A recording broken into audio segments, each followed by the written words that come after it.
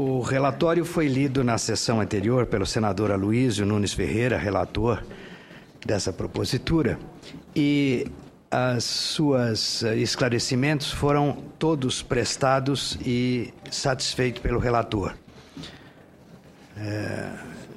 Então, faltava só a declaração exigida na linha B. Então, foram cumpridas todas as exigências e já foi comunicado ao processado. Então, com muito prazer, eu concedo a palavra ao nosso indicado, senhor Roberto Gonçalves de Lima, para uma breve exposição. Muito obrigado, bom dia a todos e a todas. Senhor presidente da Comissão de Educação e Cultura, senador Ciro Miranda, senhoras e senhores, senadores presentes. Eu vou iniciar falando, eu sei que o relatório que vem do senador Aloysio Nunes, a quem eu saúdo também, faz uma exposição, né, da minha propositura, mas eu queria começar falando brevemente do que me traz aqui, né, ou me coloca com essa pretensão de ocupar uma diretoria da Ancine. Eu ingressei na Agência Nacional do Cinema em 2007, como assessor da diretoria colegiada. E desde então participei ativamente da formulação das principais ações de regulação, fomento e na gestão da agência. Antes disso, eu atuei no Ministério da Cultura, na Secretaria de Articulação Institucional do Ministério da Cultura, na Gerência de Participação Social, coordenando a primeira Conferência Nacional de Cultura. E antes disso ainda, na Secretaria de Cultura da Prefeitura de São Paulo, coordenei o grupo de trabalho de cultura do Consórcio Intermunicipal do Grande ABC e na Gerência de Cultura de Ribeirão Pires, no estado de São Paulo. Licença. Essa trajetória na administração pública, né, são cerca de 15 anos, ela foi motivada pela minha experiência como dramaturgo, como diretor e produtor nas artes cênicas, principalmente, né? E pela percepção de que essa experiência, né, na produção e da experiência de criação nas artes cênicas, ela poderia, de alguma maneira, contribuir também na formulação de políticas públicas de cultura que trouxessem maior sustentabilidade para as atividades culturais. Nessa trajetória, eu fui percebendo que o papel do Estado diante da cultura é aquilo que o antropólogo argentino Néstor García Canclini nos ensinou. Aí abre aspas. Não cabe ao Estado indicar aos artistas o que eles devem compor, pintar ou filmar, mas ele tem responsabilidade sobre o destino público desses produtos, para que sejam acessíveis a todos os setores e para que a diversidade cultural possa ser manifestada e apreciada, fecha aspas. Quando o poder público coloca o seu foco no cumprimento estrito dessa responsabilidade, o resultado é justamente a criação das condições objetivas para que a atividade cultural alcance a sustentabilidade desejada. E eu acredito, em que pese aí as grandes dificuldades e lacunas ainda existentes, que a Ancine tem dado uma importante contribuição nesse sentido para o setor audiovisual. Aí eu queria tomar a paciência dos senhores com alguns números rápidos, né? Eu vou considerar um período que é de 2008 a 2012, porque é um período que a gente pode dizer que todos os mecanismos de fomento operados pela agência estavam em vigência, né? Estavam em operação. E vou me basear em dados do Observatório do Cinema e do Audiovisual da Ancine, o OCA. Nesse período de 2008 a 2012, o crescimento na renda para filmes nacionais foi de mais de 126%. O público foi de 8.820.706 para 15.561.688 pessoas. Um crescimento de 76,4%. Isso sem poder contar com um aumento expressivo no número de salas de exibição, que nesse período foi de 2.278 para 2.517, ou seja, pouco mais de 10% no crescimento nesse período. E também sem poder justificar esse crescimento de renda totalmente com aumento no preço médio do ingresso, porque nesse período ele subiu 35%. Então, a gente está falando de uma proporção de 126% no aumento de renda para 35% no aumento do PMI e 10% no aumento do número de salas, né? Então, parece inegável que há um aumento de público para os filmes, né? Aí, segundo indicadores disponíveis no portal da Anatel, Falando agora de TV paga, né? O crescimento, a média anual de crescimento da base de assinantes da TV paga tem girado em torno de 24%, sendo que em 2012, segundo os dados da Anatel, o Brasil fechou o ano com 16,2 milhões de domicílios com TV paga. Aí, considerando o número médio de 3,3 pessoas por domicílio, que é o número com que o IBGE trabalha, né? Os serviços de TV por assinatura são distribuídos para aproximadamente 53,4 milhões de brasileiros e estão presentes em mais de 27% dos domicílios do país. Isso são números de 2012, números ainda conservadores, ou já, né, superados. A política de fomento operada pela Ancine, que é determinada em lei, né, ela desde o início se pautou por procurar favorecer a relação, a parceria entre a produção independente e os programadores de televisão, tanto os brasileiros quanto os estrangeiros que atuam no Brasil. E aí hoje, graças à Lei 12.485 de 2011, todo esse contingente de pessoas passa a ter acesso a conteúdos brasileiros no horário nobre da programação, que é uma grande diferença. Ainda segundo a Anatel, aí falando um pouco de banda larga, o acesso à banda larga foi de 2,6 milhões para 5,8 milhões, que faz um crescimento de 123% no período. É claro que esse crescimento ele não pode ser totalmente associado, né, à fruição de conteúdos audiovisuais. Mas a gente sabe que o hábito de assistir vídeos na internet é um hábito crescente, né? E há um crescimento significativo do setor audiovisual no Brasil. E aí eu queria chamar a atenção especificamente para alguns números, mais especificamente relacionados a cinema, no ano de 2013. E aí vou me basear também no relatório disponibilizado pelo Observatório do Cinema do Audiovisual da Ancine, que trata dos números dos 3 primeiros trimestres de 2013. Nesse período foram lançadas 81 obras brasileiras em sala de cinema, o que corresponde a mais ou menos todo o número de obras lançadas que foi observado no ano de 2012. E representa um crescimento de mais de 40% em relação à média da quantidade de lançamentos para o mesmo período nos últimos anos. Ou seja, em 2013, 40% mais lançamentos de filmes brasileiros do que a média dos últimos 5 anos, né? Outro indicador que é bastante importante é que cresceu o número de salas ocupadas por lançamentos brasileiros em relação ao mesmo período nos anos anteriores, mostrando que o segmento de exibição está apostando ou ampliando a sua aposta no filme brasileiro. Para as empresas distribuidoras brasileiras, o cenário é o mesmo, e também a aposta.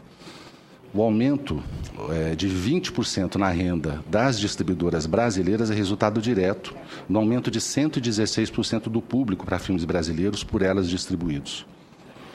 A gente tem cada vez mais distribuidoras brasileiras se especializando em operar com distribuição de filmes brasileiros, o que é uma mudança qualitativa bastante significativa também. E é interessante observar que, diferente do que aconteceu em 2010, por exemplo, a gente não tem nesse ano a ocorrência de um fenômeno como Tropa de Elite 2. É um filme que sozinho vendeu mais de 11 milhões de ingressos. Nesse ano, até eu fechar essa apresentação, a gente tinha 7 obras que ultrapassaram 1 milhão de espectadores. Acho que nesse final de semana a gente já pode falar de 8 obras que ultrapassam 1 milhão de espectadores. E, se eu não me engano, a gente chega a 13 ou 14 obras com mais de 500 mil espectadores no Brasil no ano de 2013. Na TV paga, além de assistirmos cada vez mais obras brasileiras no horário nobre, há um outro fenômeno, né, interessante, que é o surgimento de programadoras brasileiras independentes que começam a se afirmar no mercado. São novos agentes econômicos entrando. E os serviços de vídeo por demanda, né, já estão significando, já representam cerca de 17% do faturamento das operadoras, né? A estimativa é que até 2017 eles representem 35%. Eu estou querendo chamar a atenção para esses números, né, porque existe, ou parece que está começando a se anunciar de fato, uma mudança de hábito na relação do público com o audiovisual, que o vídeo por demanda aprofunda, né? Esse conjunto de fatores indica que há um efetivo crescimento no segmento de exibição, televisão e internet.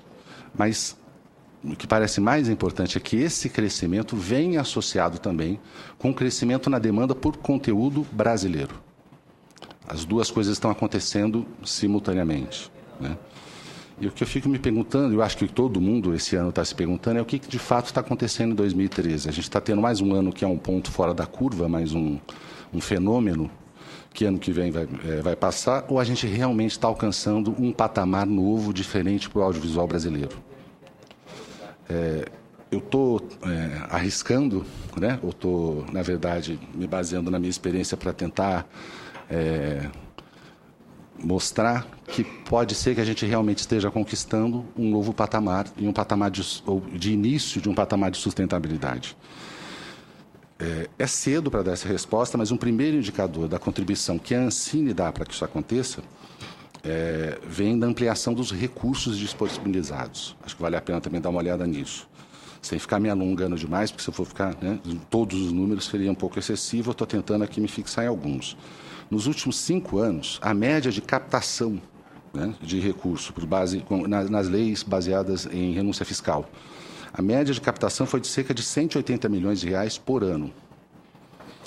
No Fundo Setorial do Audiovisual, passamos de um investimento efetivo de R$ 29.485.586 no biênio de 2008 e 2009 para R$ 130.579.244. Esse é o recurso efetivamente contratado, não disponibilizado, no biênio de 2002 e 2013. Esse aumenta de 342%, cerca de 340%. Mas o volume de dinheiro investido no setor ele não explica a atuação da agência, nem porque essa atuação pode estar ajudando o mercado ou o desenvolvimento sustentável desse mercado. Para isso, é preciso entender um pouco como a Ancine vem estruturando a sua ação regulatória. Uma das primeiras contribuições dadas pela agência está no fato dela reconhecer quem são os agentes econômicos que atuam nesse setor, registrando as empresas segundo seu segmento de atuação, registrando as obras produzidas segundo a sua tipologia, analisando contratos que tratam da partição de direitos, estabelecem modelos de negócio, entre outras atividades. Dessa forma, passou a ser possível acompanhar as operações comerciais estabelecidas no mercado e suas transformações, e principalmente dando visibilidade a um setor importante da economia, sobre o qual antes havia pouca informação sistematizada disponível.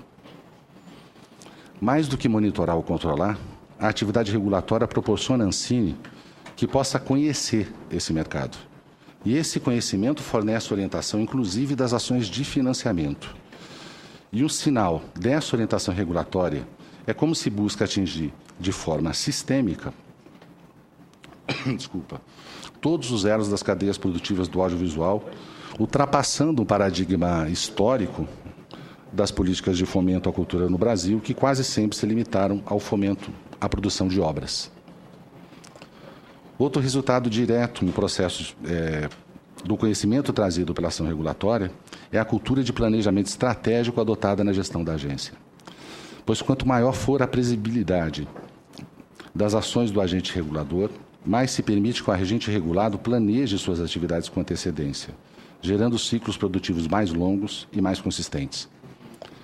A Ancine iniciou seu processo de planejamento estratégico em 2008, processo que acabou resultando na elaboração de uma agenda regulatória consistente e contribuiu para a formulação do plano de diretrizes e metas para o audiovisual, debatido e aprovado pelo Conselho Superior de Cinema, e que vai orientar as atividades do setor e as atividades do Estado em relação ao setor até o ano de 2020. Os avanços são percebidos também pelo investimento na qualificação dos servidores, pelo esforço na construção e qualificação dos sistemas de informação e na adoção de boas práticas de regulação, e cito aqui um exemplo, que é a análise de impacto regulatório. A adoção de boas práticas de gestão, a produção de conhecimento sobre o setor, o pensamento sistêmico que orienta as ações de fomento e a cultura de planejamento estratégico são os elementos que, ao meu juízo, estão determinando que hoje a Ancine esteja fornecendo segurança institucional para que o setor dispute, ele sim, uma posição de relevância para o audiovisual brasileiro, tanto no mercado interno quanto no mercado externo. Ainda existem enormes dificuldades a superar e certamente há insatisfações em relação à atuação da agência que eu não ignoro. mas ao longo desses quase 7 anos, eu venho testemunhando o real esforço do corpo técnico e dirigente da Ancine, assim como dos profissionais do audiovisual, para encontrar as melhores soluções e enfrentar os desafios.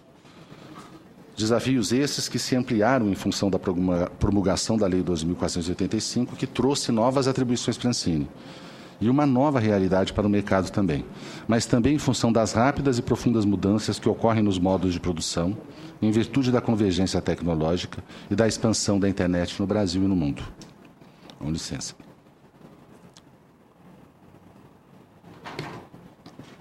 Os desafios que temos pela frente são muitos e são imensos.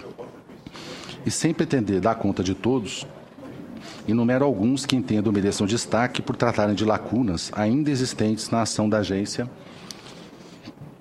que, se enfrentados, poderão fornecer mais ferramentas para que o setor audiovisual se estruture e se fortaleça.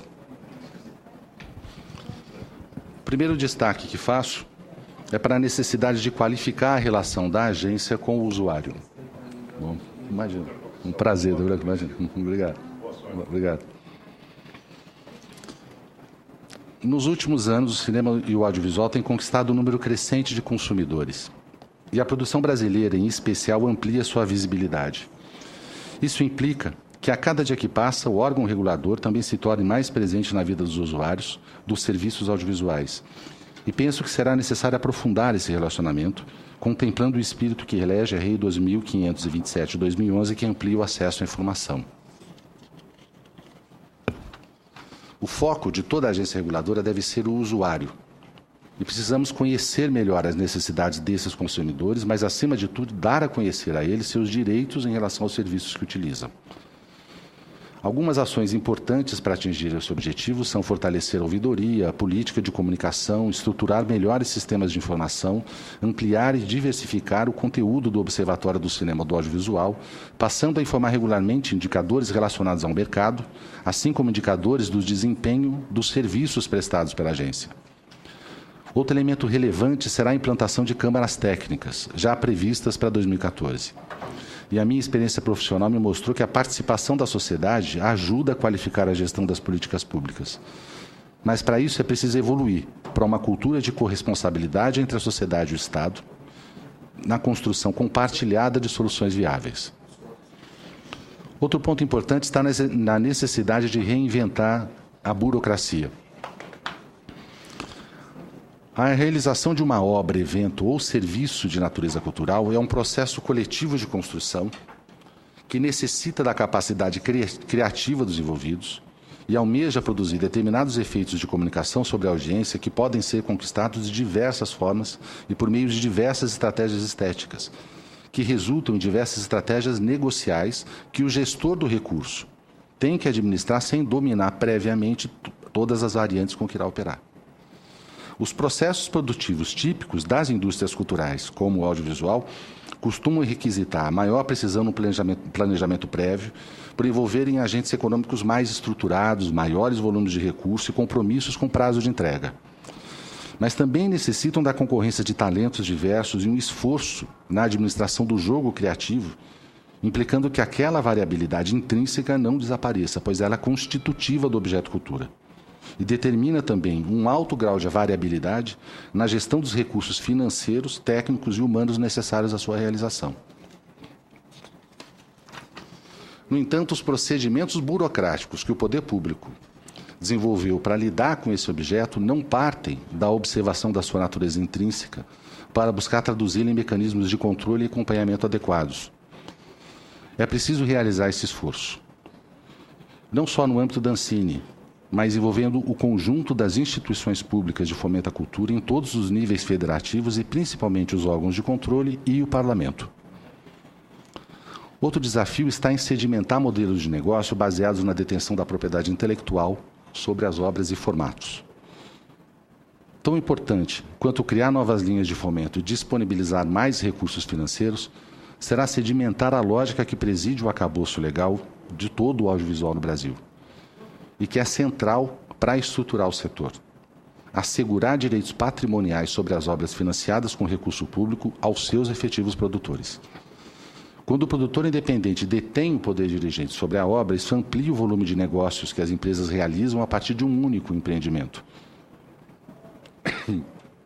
podendo explorar a comercialização de formatos, de elementos derivados, da marca, resultando em um ciclo maior de exploração do conteúdo financiado com recursos públicos, portanto ampliando o acesso da população à diversidade cultural brasileira e determinando um ciclo virtuoso, que é um dos principais fatores a conferir ao setor a sustentabilidade pretendida.